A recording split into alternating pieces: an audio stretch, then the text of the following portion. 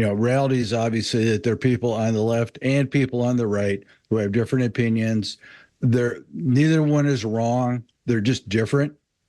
I often talk about the fact that and we can get into the specific differences if you want, but generally speaking, people on the left are motivated for change, and they're very much invested in equality. So that's what you hear from the left a lot. Our country is not equal. There are disadvantaged groups who are taken advantage of. We have to fix that.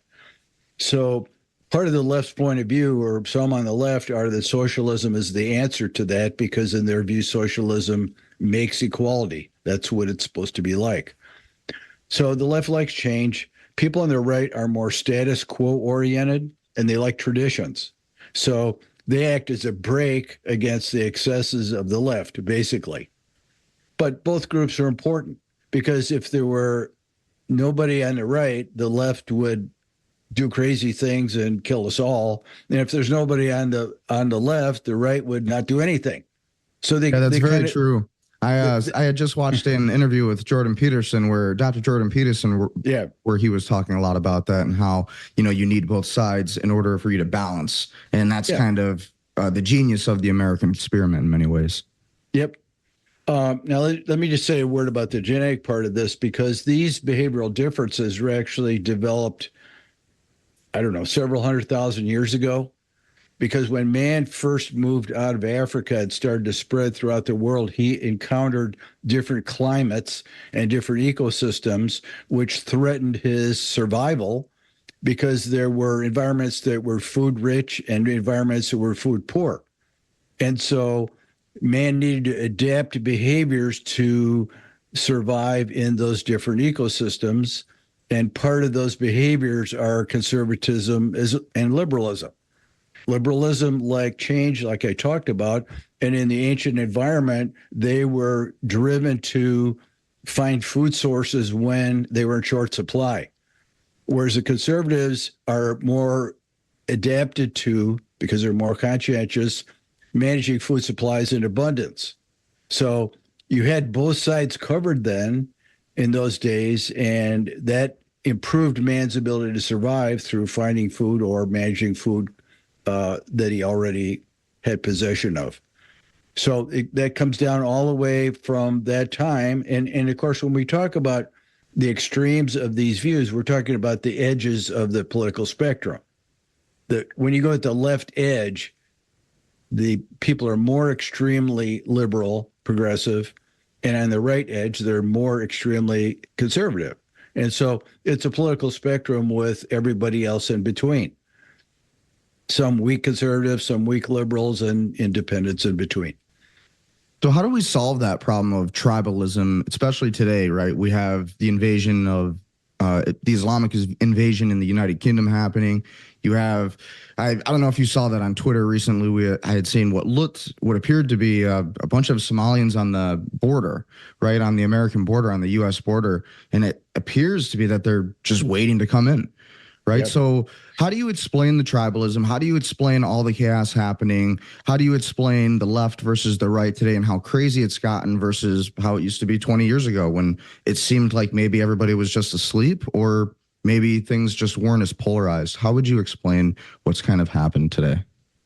Well, first of all, it's a complex explanation because there are several things, several forces in operation. During the 60s, the identity politics movement grew out of the counterculture movement. There was a lot of this is linked to socialist theory because socialists believe that capitalism is evil and so it needs to be destroyed. So since they couldn't, they were upset and disappointed. There's never been a socialist revolution. It's never been successful. So they figured that the way to make it successful is attack capitalism, because if you could attack capitalism and prove that it's evil and tear it down, you'll get interest in building a socialist state. So we started with identity politics. There was a takeover of the universities with progressive, professors. You may have seen data on this. It's like 9-1 now. There's 90% of professors in large universities are on the left. Oh yeah, if I 10% could on the just right. interject, if I could just interject real quick because I want to just state how accurate that is. I, being a 4-year criminal justice graduate, criminal justice, and a lot of the kids that were in my class were so far left, radical left, and would just believe anything the professors would tell them.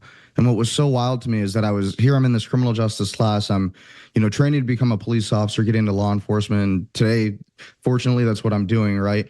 But also, unfortunately, because there's crazy times. But it's definitely so true that the universities today and colleges are definitely super far left to a very scary extent, to where the things they were teaching us was just so radical, right? It was like, oh, law enforcement just shouldn't be there. We should just defund the police. And it was just like, is anybody else seeing this too? Is anybody else just hear that? And everybody else is just agreeing with it.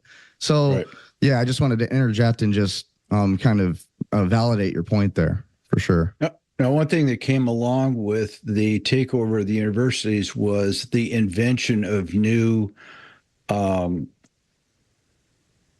subjects to offer degrees in and learn. And that's unprecedented. I'm just talking about women's studies, gender studies, those kinds of subject areas. What makes them unique is that throughout human history, what has been deemed academically appropriate and responsible has been directly related to the increase in knowledge of the human race. So, like back in the days of the Greeks, there were only two subjects: natural philosophy and natural history. That was it. So, and of course, as you can imagine, as new subjects develop, physics develops, chemistry develops, biology develops, those become spin-off subject areas for academic learning. Gender studies does not derive from any previous quest for human knowledge. It's basically a subject area created with an agenda. It starts with the idea that anybody that has a gender issue is disadvantaged and exploited by our society, and that's the way it is, and that's what they teach about. So, unfortunately, it starts out with a mission that is not an objective mission. So there's not going to be any other side to it. Its activities are dedicated toward extending the mission. So that's, again, a secondary result of the progressive takeover of the universities.